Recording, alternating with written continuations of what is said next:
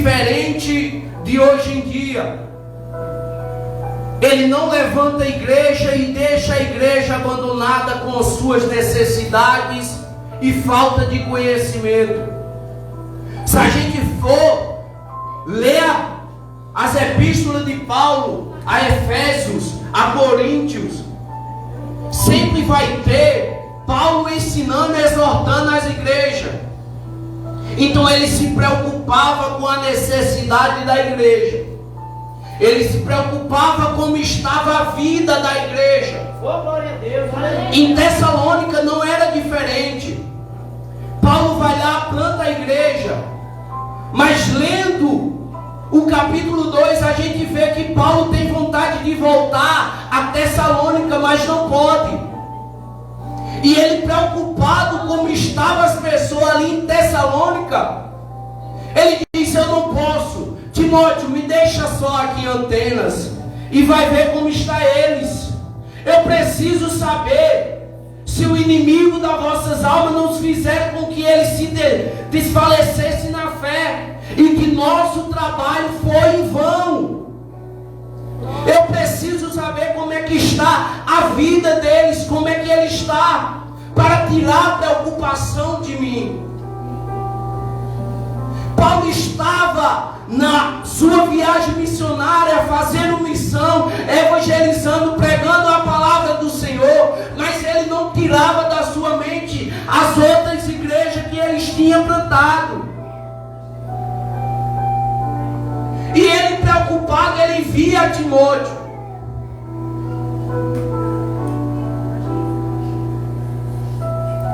Ele via Timóteo e ele diz: e vier a Timóteo, um grande homem de Deus, ministrador da palavra de Deus, cooperador da obra, para saber como vocês estão.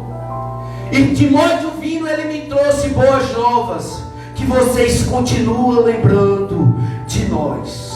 Aleluia. O povo não estava lembrando em si de Paulo. Não é só se lembrar da pessoa. Quando ele lembrava de Paulo, ele lembrava da palavra que Paulo tinha pregado. E quando ele lembrava da palavra que Paulo tinha pregado, isso acendia a sua fé, isso sustentava a sua vida com Cristo.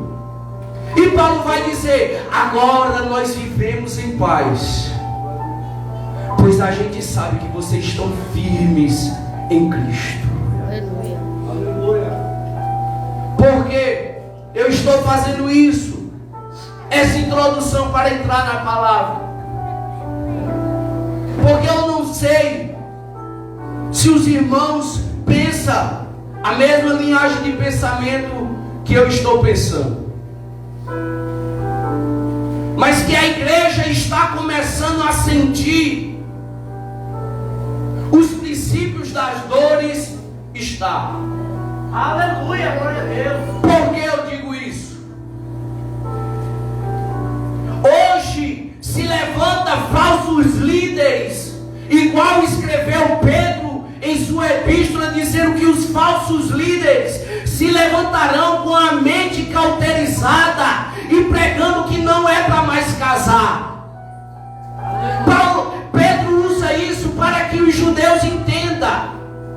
Pedro não estava dizendo só sobre o casamento, mas ele estava dizendo, com a sua mente cauterizada, os falsos líderes se levantam e começam a pregar uma mensagem distorcida.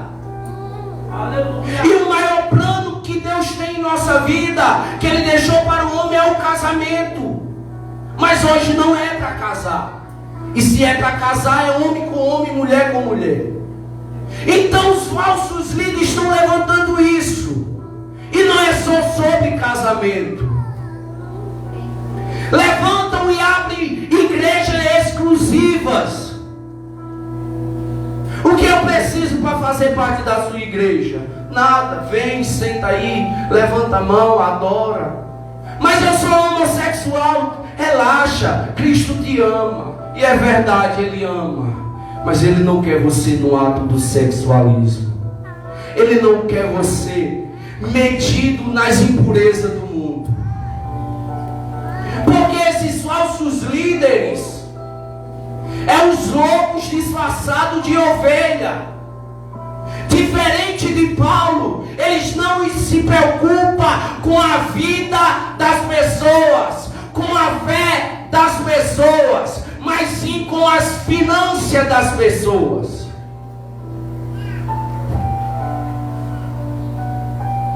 E se a igreja não começar a analisar as pregações que estão sendo, as igrejas vão se iludir.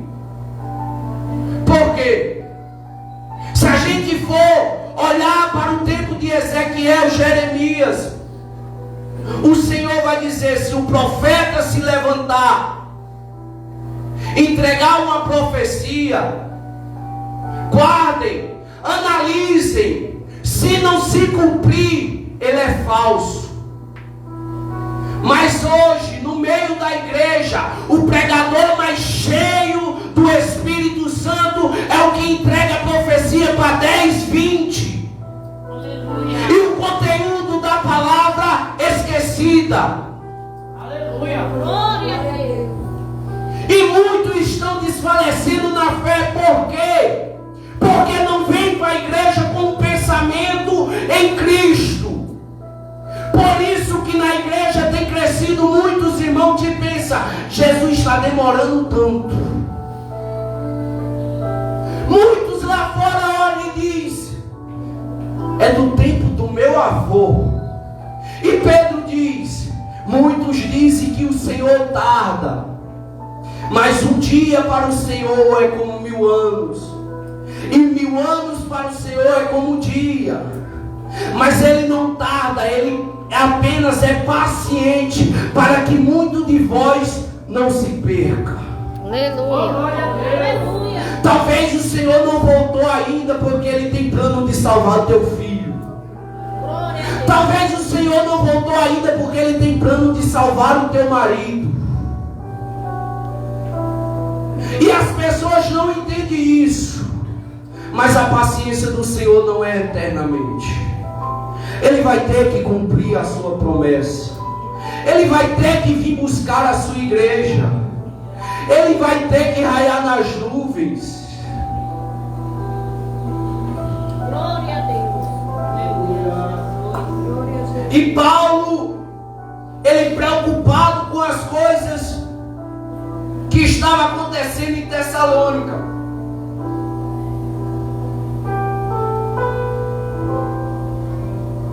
Paulo começa agora a exortar a igreja de Tessalônica a respeito da santificação. Paulo inicia o capítulo 4 dizendo: irmãos, é certo que vocês receberam o mandamento de nós, que é o mandamento de Deus, que devemos andar segundo a palavra do Senhor, agradando o nosso Senhor. Glória a Deus. E Paulo vai dizer: cuide do vosso vaso com honra e santidade, Aleluia. Glória a Deus. separando da prostituição, fornicação. O vaso não é o vaso que guarda as flores. Ele estava falando do corpo. Guarde seu corpo com honra. Guarde seu corpo com santidade. Por que, Paulo? E ele conclui: porque Deus não nos chamou para a impureza, mas sim para a santidade, mas sim para a santificação. E quem despreza essa palavra, não despreza a palavra dos homens, mas sim a palavra de Deus, porque foi Ele mesmo que deu o seu Espírito Santo. Aleluia. Glória a Deus. Glória a Deus. Mas hoje o Espírito Santo só é conhecido pelo giro. Espírito Santo hoje só é conhecido por uma língua estranha. Espírito Santo não é mais aquele amigo que, quando a gente sabe que se não sair nada da boca, só sair lágrima, ele está colhendo e está dizendo: eu entendo as lágrimas. Essas lágrimas estão falando mais que 1000 palavras. Não, ele não conhece mais esse Espírito Santo. Aleluia. O Espírito Santo não é mais. Eles não conhecem aquele Espírito Santo que ao ver a pessoa ele toca para deixar uma palavra. O Espírito Santo que eles conhecem não é mais aquele Espírito Santo de se comover para o irmão. O Espírito Santo é só quando o pregador grita muito e diz: eu estou sentindo o Espírito Santo. Glória a Deus. Aleluia. Glória. O Espírito Santo não é só na igreja. O Espírito Santo não é só 2 horas de culto. O Espírito Santo é uma vida. É depois das 2 horas que se passa e sai, e você saber que mesmo que você saia do culto ferido, você chegar no quarto e se ajoelhar e dizer: Espírito Santo, eu sei que você está aqui comigo. Porque prega um avivamento que só dura 2 horas de culto. Um avivamento que jovens, mulheres, homens choram e se arrepia no culto. Mas quando o pastor dá a benção, aquela alegria saiu. Aleluia. Um avivamento que ouve a palavra aqui e amanhã não sabe o que foi pregado aqui, ou não tem com que se alimentar do que foi pregado. Glória a Deus. E antes de Jesus voltar e raiar nas nuvens, Ele tem um avivamento para o seu povo. Mas não é avivamento de pular, de rodar, não. É avivamento da palavra. Porque estão querendo rodar e pular. É bom, é maravilhoso, mas o que ainda sustenta é a palavra. Glória a Deus. Aleluia. Referência à Bíblia. Mateus 4, Jesus é batizado e levado ao deserto. Quando ele chega no deserto jejuando, o diabo olha para ele e diz: se tu és filho de Deus, transforma essa pedra em pão. Ele diz: está escrito, porque só não de pão viverá o homem, mas sim de toda a palavra que sai da boca de Deus. Aleluia. E a segunda tentação do diabo está no salmo mais conhecido da igreja, e talvez você nunca tenha prestado atenção, porque esse salmo para você muitas das vezes é para estar aberto na sua estante, muitas das vezes é para estar aberto no seu carro, muitas das vezes é só memorizado e você não prestou atenção do salmo que o diabo estava falando para Jesus. O diabo leva Jesus para uma montanha alta e diz: pula daqui de cima, porque aos seus anjos dará ordem a teu respeito para que não tropece. Sabe onde está esse salmo? Salmo 91, o mais conhecido da igreja, que muitos, em vez de querer ler e meditar, deixam aberto nas estantes como se fosse um amuleto. Mas palavra ainda é para meditar e guardar no seu coração. Glória a Deus. Aí se fosse outra pessoa, vamos tirar Jesus, coloca outra pessoa sendo tentada, a pessoa que não busca ler Bíblia. Aí o diabo falando: pula, porque aos seus anjos dará ordem. Ele é mesmo, ele falando da Bíblia, ele pregando para mim, eu vou pular. Avivamento não é isso. Avivamento é guardar a palavra. Avivamento é você chegar no seu trabalho, escola ou alguma localidade e você ter algo guardado no seu coração para você ministrar para outra pessoa. Aleluia. Porque o pastor, ele tem a responsabilidade sobre a vida das suas ovelhas. E quando Jesus voltar, ele vai ter que prestar conta. Mas tem muitas coisas que muita gente não quer ouvir. É que você vai prestar conta daquele amigo que você conversava todo assunto, menos da Bíblia. É que você vai prestar conta daquele amigo da sua escola que você falava de todo assunto, menos da Bíblia. É que você vai prestar conta daquele vizinho que você conversava ou jogava a conversa fora, mas não evangelizava. Glória a Deus. O livro de Ezequiel está escrito: se ao ímpio tu não pregares, e ele vier a morrer, o seu sangue eu requererei. E agora eu entro na palavra. Ele exorta a igreja sobre a santificação. Só que ele deixa um ponto muito importante para analisarmos. Ele diz: sobre o amor fraternal eu não preciso escrever, porque vós tem aprendido e praticado bem a respeito dele, cumprido tanto pela Macedônia quanto os irmãos que estão perto. Só lhe exorto para que pratique mais. A igreja de Tessalônica estava praticando um amor para os irmãos. Eles estavam amando uns aos outros. E talvez é uma coisa mais difícil dentro da igreja hoje. É difícil falar, mas é uma coisa mais difícil de hoje. É o amor. É muitas das vezes sentir a dor de quem está do meu lado. Muitas das vezes é tentar ajudar quem está caído do meu lado. E a igreja de Tessalônica tinha essa prática. E Paulo disse: eu não preciso ensinar isso a vocês, porque vocês já têm praticado.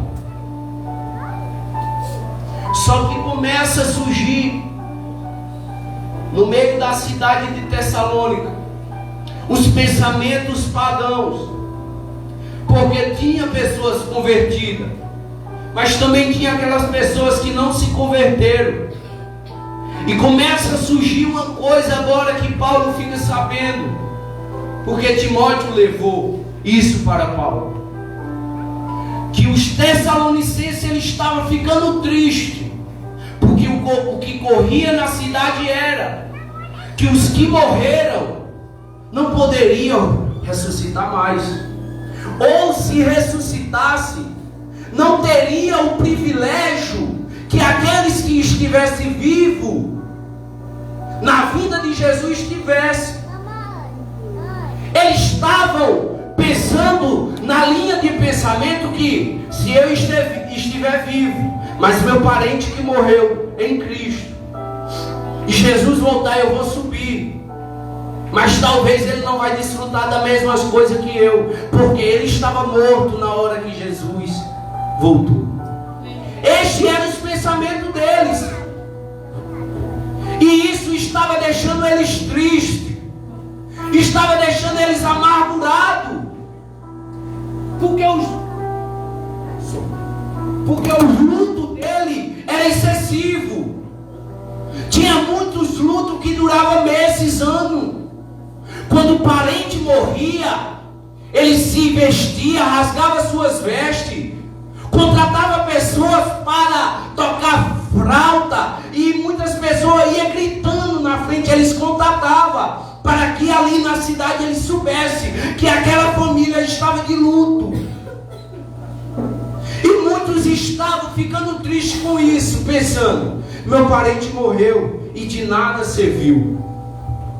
E Paulo agora traz uma palavra que é muito boa para nós, porque além de ele confortar os tessalonicenses, ele deixa uma esperança para nós também. Porque ele diz: para que vocês não fiquem tristes, porque cremos que Jesus Cristo ressuscitou dos mortos, e também aqueles que morreram em Cristo, Deus trará a ressurreição. A igreja de Corinto também foi uma que não estava acreditando na ressurreição. E Paulo exorta a igreja dizendo: se nós não acreditamos na ressurreição, ressurreição, nós não acreditamos que Jesus ressuscitou. E se nós não acreditamos que Jesus ressuscitou, de nada serve a nossa fé. Aleluia. Oh, glória a Deus. E ele diz: mas Jesus ressuscitou, e Deus trará os mortos em Cristo a ressurreição. E o capítulo 16, Paulo diz: porque o mesmo Senhor, quem? Jesus, que ressuscitou dos mortos, descerá do céu em alarido, grito e voz de arcanjo e trombeta de Deus. Quando Jesus voltar, haverá um despertamento sobre a igreja, e que a igreja estará em um só espírito. Quando o alarido e a voz de arcanjo e a trombeta de Deus soar, e a igreja estiver em um só espírito. Aí Paulo conclui dizendo: os mortos em Cristo. Por que ele diz morto em Cristo? Porque terá aqueles que não morreram em Cristo, e eles ressuscitarão. Porque Pedro vai dizer, a palavra vai dizer, que uns ressuscitarão para a vida eterna, e outro para a perdição e o desprezo eterno. E Paulo diz: os mortos em Cristo ressuscitarão primeiro, e depois nós, que estivemos vivos, seremos arrebatados. Ele diz: a gente não vai antes do morto, nem os mortos antes da gente. Quando eles forem ressuscitados, nós seremos arrebatados e nos encontraremos no céu com Cristo. Aleluia. Então é esta a promessa que tem. Paulo estava dizendo a ele: eu não estou dizendo a vocês que é pecado vocês ficarem tristes ou não. Eu não estou dizendo a vocês que vocês não fiquem de luto. Não, eu não estou dizendo isso. Apenas não se entristeça muito tempo e pense que aquele seu parente que morreu em Cristo está na desesperança ou não tem mais salvação. Não, porque o mesmo Senhor, quando Ele voltar, os mortos em Cristo ressuscitarão primeiro.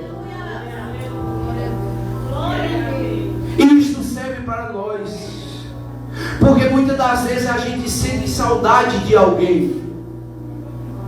A gente sente saudade de um ente querido, porque você cresceu e passou a maioria da sua vida com aquela pessoa. Você tinha um vínculo, um laço amoroso, uma confiança, e de repente você não tem mais.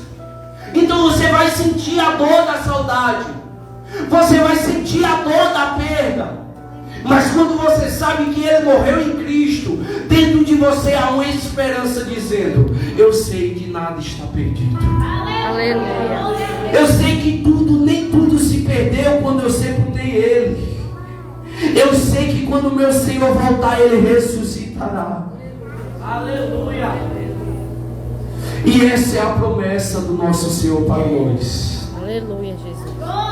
Haverá um despertamento para a igreja.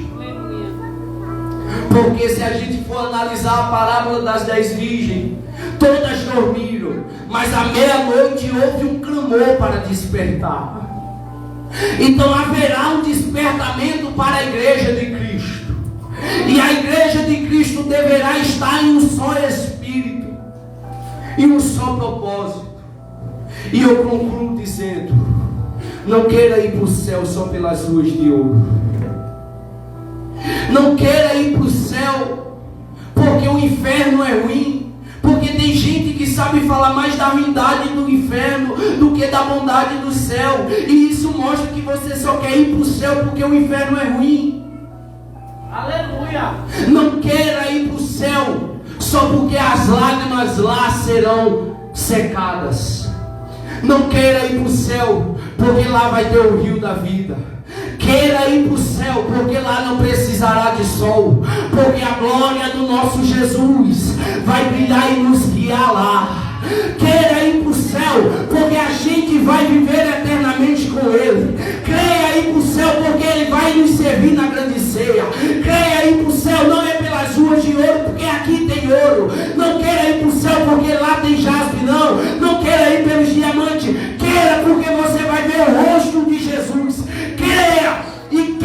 para o céu, porque você vai passar a eternidade com Ele. Aleluia.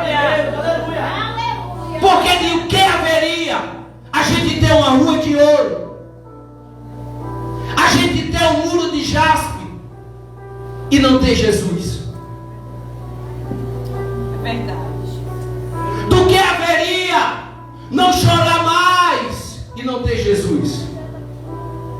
Então o que mais faz querer a gente ir para o céu não é o que tem lá, mas o que está lá, sentado no trono, com os anciões glorificando, os arcanjos cantando e dizendo: Santo, Santo, Santo, e os anciãos tirando a coroa e dizendo: eu não sou digno, Ele é digno de toda a honra, glória e louvor. É por isso que a gente quer ir para o céu, é por isso que a gente vai para o céu.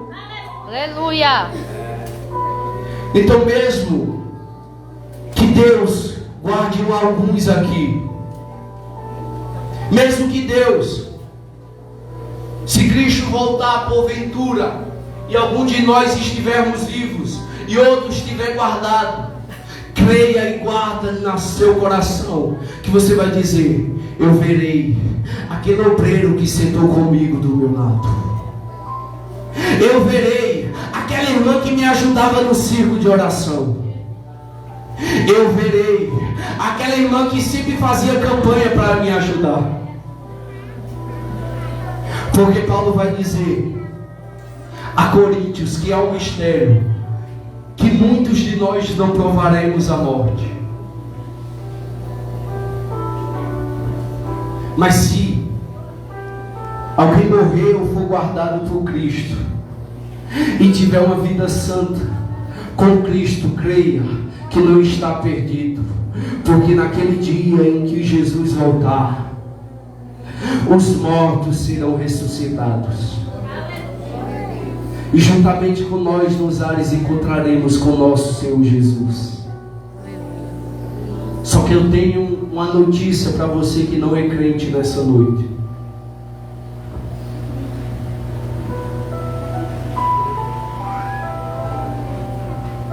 Jesus disse: aquele que não me confessar diante dos homens, eu não confessarei diante do meu Pai. Há uma promessa de Cristo vir, mas não há uma promessa de Cristo vir para aqueles que estão perdidos nos prazeres do mundo. Enquanto você está aqui ouvindo a palavra do nosso Senhor Jesus, o evangelho que desde os seus discípulos, apóstolos e grandes homens das igrejas primitivas pregaram acerca da crucificação, acerca do sacrifício de Cristo, acerca da promessa da salvação, hoje a igreja prega para você. Mas haverá um dia que a igreja não estará aqui para pregar para você. Haverá um dia, e hoje está acontecendo. Eu não sei se os irmãos acompanham alguém que faz evangelização na rua, nas praças de grande cidade, mas hoje em dia pessoas tapam os ouvidos para não ouvir o evangelho. Hoje em dia pregadores estão quase apanhando em praça pública por pregar o evangelho. Eu tenho cabeleireiro particular. E muita gente não está se tocando que quando esses pregadores, junto com a igreja ser tirada, aquele mesmo povo que estamos ouvindo vai dizer: olha que paz, sem eles aqui. Eu gosto. Eu amo quem faz. O anticristo reinando e uma falsa paz, e achando que tudo bom. Mas a ira do Senhor virá sobre aqueles que viveram na iniquidade e não deram ouvido à palavra do Senhor Jesus. E eu encerro deixando a palavra sobre aquilo que eu estou falando, porque eu tenho dito: se eu não prego aquilo que está na palavra, não me escutem, não dê ouvido àquilo que eu estou estou pregando. Porque a gente não deve dar ouvido àqueles que ensinam falsamente a palavra. Mas se eu prego a palavra do Senhor, guarde, porque o Senhor está falando com vocês. Versículo 5 do capítulo 5 de 1 Tessalonicenses. A partir do verso 3 vai dizer: porque quando disserem a paz e segurança, então lhe sobrevirá repentina destruição, como dores de parto, aquela que está grávida, e de modo nenhuma escaparão. Quando a igreja ser tirada da terra, muitos vão dizer: a paz agora. A gente pode viver na iniquidade e fazer o que quiser. Não tem ninguém para levantar uma Bíblia, um livro e dizer: está errado. Se converte, se arrepende, Jesus quer levar para o céu. Ele vai dizer: a paz, a segurança. Mas quando ele pensar isso, lhe virá uma grande destruição. A ira do Senhor virá sobre aqueles que praticaram a iniquidade. Então você que hoje veio aqui escutar a palavra do Senhor, ter ouvido que você está tendo a oportunidade de fazer parte do corpo de Cristo, a qual Ele virá buscar para viver eternamente com Ele. Que Deus vos abençoe e continue abençoando a igreja. Que Deus continue abençoando o seu coração e continue semeando cada vez mais, ministrando sobre o seu coração a sua verdadeira palavra. Para que quando vierem pregar a falsa palavra a você fazer igual aquele cidadão de Tessalônica, lembrar de Paulo e dizer: não era assim que ele pregava. Não era assim que o pregador falou. Não é assim que meu pastor me ensinou. E você guardar a verdadeira palavra e meditar nela. Pois ela é o nosso guia, manual, ela é a nossa vida trilhada aqui para viver através dela. E que Deus continue vos abençoando. Eu agradeço minha rica oportunidade em nome de Jesus. Para o Jesus por isso que